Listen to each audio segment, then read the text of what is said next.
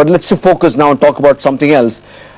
This is with respect to bad loan sale. After the RBI's strict regulations for asset reconstruction companies kicked in, bad loan sales have nosedived, it seems. Banks that were sitting on a pile of unsold bad loans to the tune of 75,000 crores at the end of fiscal 15. What does this mean for the banking industry? I'm joined by P. Rudran, CEO of Arcil, the largest asset reconstruction company here in India. Mr. Rudran, thank you so much for joining us on Bloomberg. What's going on? I understand August 14, the Reserve Bank of India came out with this new set of guidelines that asks companies like yours to pay 15% upfront of the net value of the asset that you're buying. How has that impacted bad loan sale?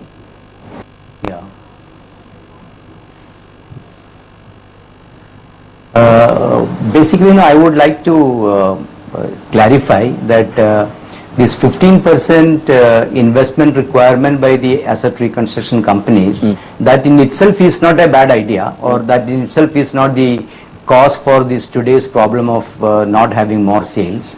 I would say that the valuations of the assets which are being offered for sale by the selling banks, I think that has to be streamlined first.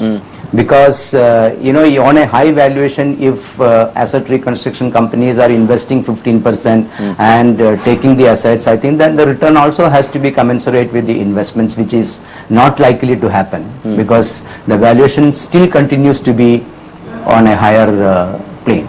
Sure. So what's your reading right now, sir? Sales are not in fact, in the whole year, according to I feel that there has been a letdown, there has been a slowdown as far as sales of NPAs is concerned. That definitely it's a fact, because what I understand is, according to my estimate, more than 90,000 crores of assets have been offered for sale, and the deal conclusion that has taken place is hardly about 25 to 26% of the assets which is offered. Only the meeting point between the banks and the ARCs could be only to the extent of about 26%. That means the sale has not taken place the way it should have. Okay, so I understand from what you're saying that one of the reasons for the fall in bad loan sale is because of the valuation disconnect. That the seller wants higher value, higher price. But where is the pain point? Is the pain point does it continue to be in the power and infrastructure space? I understand that you bought something recently from State Bank of India as well. Could you take us and give us some color on the quality of these bad loans? Yes. No, these loans are really bad. We have got at a very high discount this particular loan account. But we have not acquired many infrastructure loans. Only very few infrastructure loans are there. That has got its own problems, so that is why it is available for at a cheaper rate. Whereas that's a case in isolation, I should say. Generally, what is happening is even in other cases where the NPA is there and security is there, there is a high valuation. Because when it was 5% contribution by ARCs and 95% by the banks or other investors, the valuation was somewhat different. When it is 15%, the valuation has to come down. Otherwise, ultimately what will happen is the ARC will not be able to redeem the SRs which are being issued. And at the end of the period, there will be a bad record saying that the SRs have not been redeemed. And again, what has happened in the past, or the bad record of ARC is not redeeming the SRs, that history will continue. That is why if we are acquiring the assets and if we are making 15% investment, we should be able to redeem the SRs also at the end of the transaction. That is why ARCs have become very conscious. They are not able to offer a very high price, which has happened in the previous year in FY14. Sure, I take your point, sir. So where do you go from here? Because if the asset value is not going to be, if the disconnect continues to remain between the buyer and the seller, do you see the overall bad loan sale in the system, the momentum of that coming down? And my second question is, what's your reading therefore of the overall bad loans in the system, not necessarily sale? Is that increasing? Is that reducing? Is that at status quo?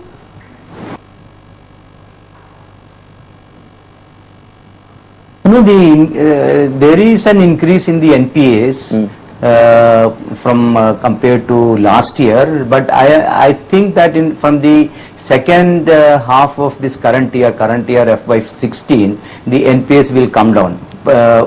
Particularly, the restructured accounts which have become NPAs during this period, I think most of the accounts which have become NPAs are only the restructured accounts. Right. Incremental NPAs out of the lending in the recent past, there is a reduction in those, and even there are reduction in cases of reference to the CDR.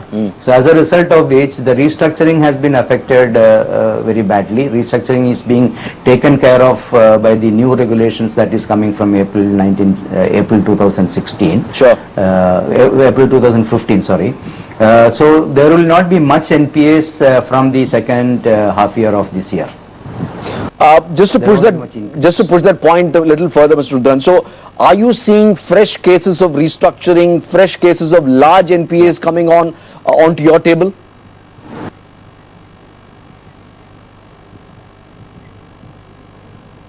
Yeah, they are there already. All these, particularly the infrastructure accounts and bigger accounts from the iron and steel and textile, your minerals and metals, those accounts are already there. They have to be restructured, and they can better be restructured in the hands of the IRCs rather than in the banks, because the debt aggregation can be done by the IRCs and the restructuring can be done in a meaningful way by the IRCs. IRCs will have to now look for more reconstructible accounts rather than taking all and sundry assets and making investments and not redeeming the SRs. Instead of that, there should be restructurable accounts. Even bigger accounts can be taken. This 15% is not an issue. This IRCs will be able to organize it, and then the restructuring can be done, which will be more meaningful in the asset reconstruction business. We'll leave it there, Mr. Rudran. Many thanks indeed for joining us with your perspective. 75,000 crores, that's the overall, at the end of fiscal 15, is the unsold bad loans that banks are sitting on, and that number is only at the end of fiscal 15. So you're going to see how this plays out, and perhaps an indication of the bad loans piling up in the system. We'll keep a close eye on that too. But coming up next, let's shift focus to the political capital. The budget session continues. What's going to happen? Will this stormy ride continue in the budget session?